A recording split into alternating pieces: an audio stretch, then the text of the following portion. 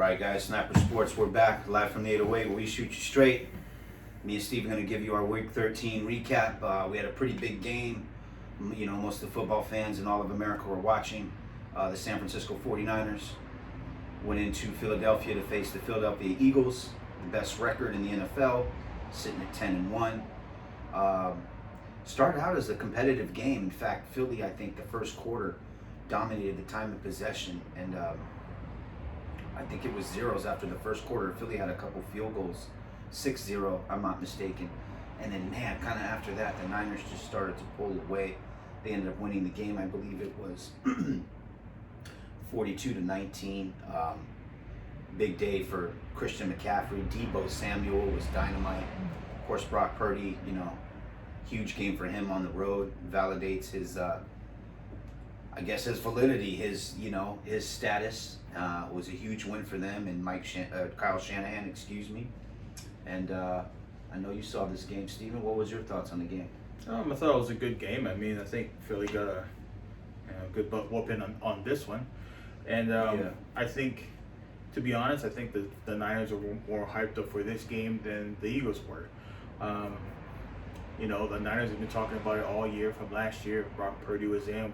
They would have gone to the Super Bowl. They would have done this. They would have done that. And kudos to them. They showed up. But, you know, to be very honest, this is a regular season game. This ain't the playoff game. I thought Brock Purdy did play good. The whole 49ers team played well defensively and offensively. You can still see there's a lot of tension in the air, a lot of animosity towards each other. You know, there's some calls and people got kicked out of the game. That's right. You know, but I think we just need to keep it in perspective in the sense where, like, let's not forget San Fran lost 3 games earlier this year in a row. You know, this is only Philly's second loss of the season. They played 3 games in 13 days. I mean, I don't know what it is, but that's a lot of games, a lot of NFL games against great teams. It's a good point. In this past, 4 or 5 weeks. So, you know, again, I think it was a great game. It was a statement game for the 49ers, a confidence game for the 49ers. But let's still remember, in the NFC, Eagles are still top of their division. I think it's just ways for them this is a good loss to see where they're at, to see what they need to do for someone they're probably going to see in the playoffs. I know today they picked up the linebacker that got released from Indianapolis, Leonard. What is his name? I want to say, excuse me, I want to say Shaquille Leonard. There you go. Sure. That's his name, Shaquille Leonard. All right. I just remember because of Shaq.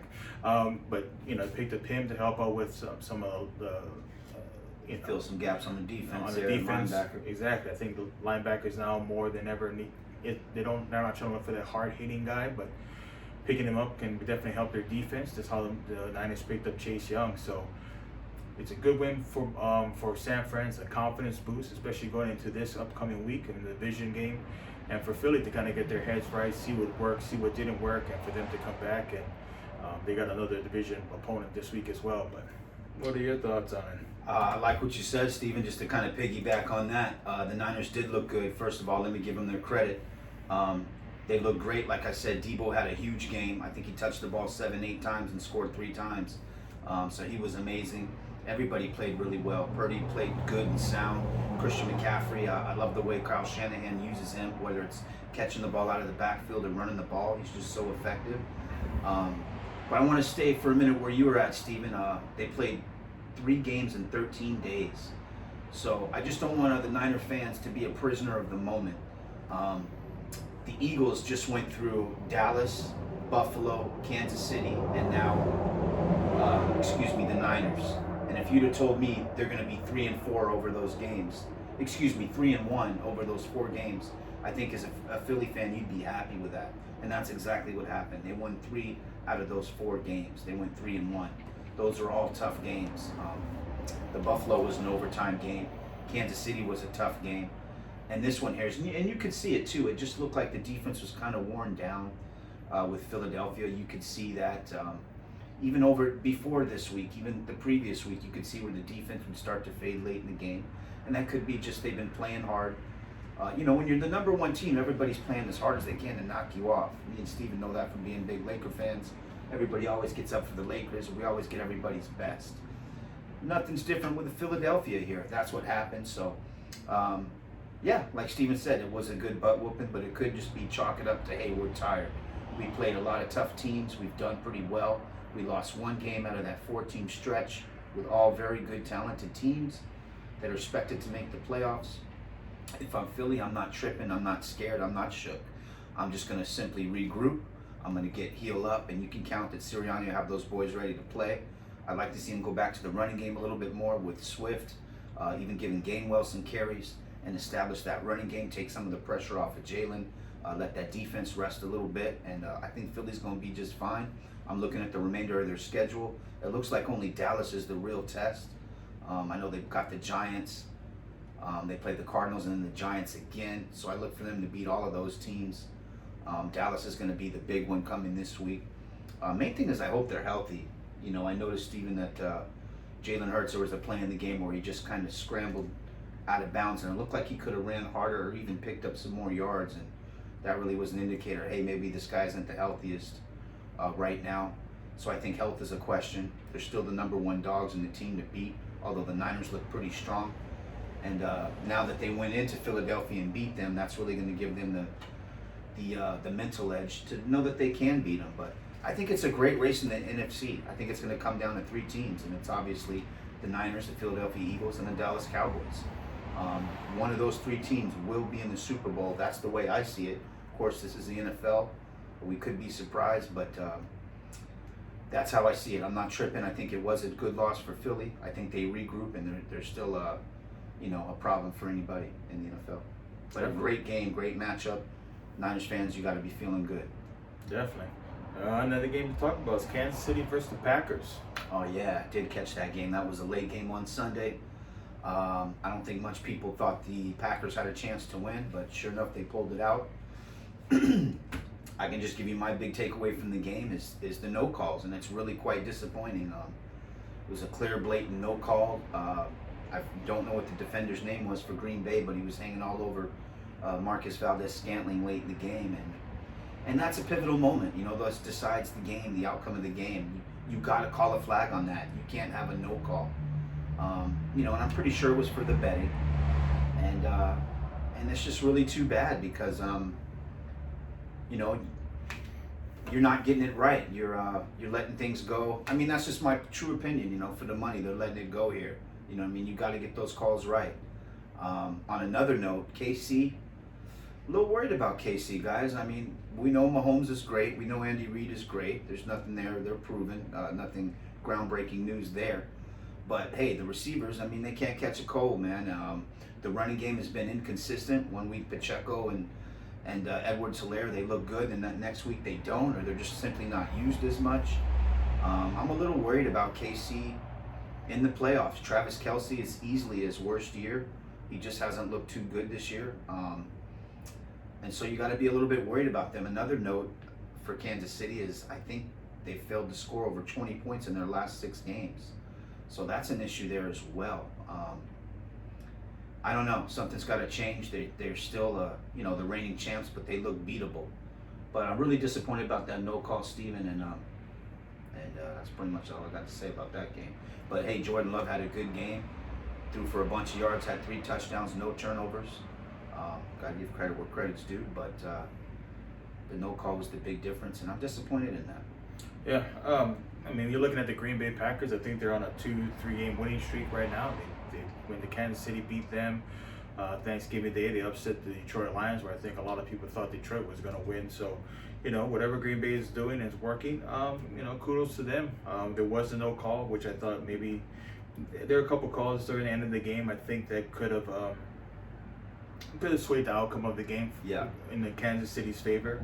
But talking about Kansas City, something is off with them, and I think it has to do more with the receivers. I don't think they have a dominant receiver, someone that can go deep, and I think that's just messing everything up. When you're looking at offense, I think Patrick Mahomes is great. You're talking about the running game. I just think that they can put everyone inside the box now because they don't have to worry about Kelce trying to slip into the into little holes of the coverage. Because there's no Tyreek to take them deep. There's no real anybody to take them deep. Blow the top off. Exactly. So spread the field. So when we're talking about that, I think that's the biggest problem is these receivers need to step up. You're looking from the first game of the year, receivers dropping the wide open ball, not caring about the ball. Ball pops up, it's a pick six. You look at the Philadelphia game, they got to make those kind of catches, and I don't think they have that big receiver to go with Patrick Mahomes. If I was a betting man this year, I'm with you. I don't think they're going to go back to the Super Bowl.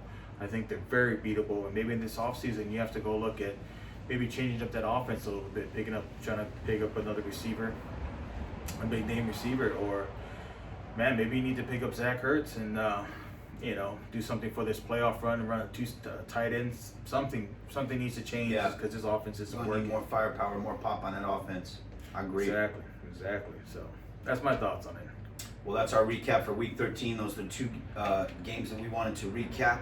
Looking ahead to Week 14, we got a couple matchups me and Steven picked out. We want to just chop it up. First one being Seattle going into San Francisco. Next one being Buffalo at KC. And the big game, the late game on Sunday, will be your Philadelphia Eagles against the Dallas Cowboys. Wow, some good matchups there. Yeah. Let's start with that first one, Steven. Seattle at San Francisco. How do you see this one go? I mean, the way that San Fran came off this past win, I think you'd have to go with San Fran. But I like the way Seattle played against Dallas. They were up toe-to-toe with them. They did. Scoring points and everything. So I think that was the Thursday game. They did have a good outing against Dallas. Yeah, so I think for this one, I'm going to go 49ers, I think they should be able to pull it out. Look like the team's on a roll. Yeah, hey, I got to agree with you. I just like the Niners, their momentum, the way they played. Everybody played well, Debo looked good. Bosa looked good. Fred Warner always shows up. Christian McCaffrey looked great. The play calling was good. I just think the Niners continue to ride this momentum. I know Seattle's a little bit banged up. I don't know if Kenneth Walker will be playing. I know they're on their second running back.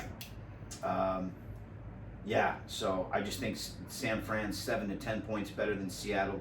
It's a good game on paper, but I look for San Francisco to carry the momentum of last week. They're at home this week. I look for them to win. All right. Next game I like Buffalo at Kansas City. Steven, to me, these are two teams that it's a must-win for both of these teams. Buffalo's at 6-6. I'd say easily the best 6-6 team in the league. If they lose this week, guys, I think their season's done. Kansas City, they have to win as well. They're coming off a tough loss on the road against Green Bay.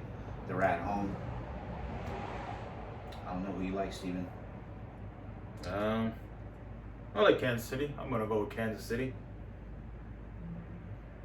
I'm just going to go with them. I think they'll be able to more regroup than Buffalo. Buffalo is very bipolar this year. One week they look like they can make the playoffs and be contenders, and the next week they look like they're not going to make it. So, but I'm going to go with Kansas City. They have a week to prepare. I hear you. They are at home. They're in Arrowhead. It's December. Mm-hmm. You know what? I'm not. I'm going to go with Buffalo. Buffalo's hot and cold, and I think this is one of the weeks I'm going to be hot. Kansas City, I saw some things I didn't like this week, even though they got the no call late. As we mentioned, there's some things I don't like, and I'm not so sure if I'm feeling too confident in them, even though they're at home. I like Buffalo on the upset this week. All right, and finishing up with Dallas and Philly. Woo! I like this matchup, Steven. This is probably my favorite one of the week just because Dak Prescott's been playing so well. Mm-hmm. CeeDee Lamb's been playing out of his mind. Philly, we just talked about them, right? They're a little banged up. Defense is a little tired.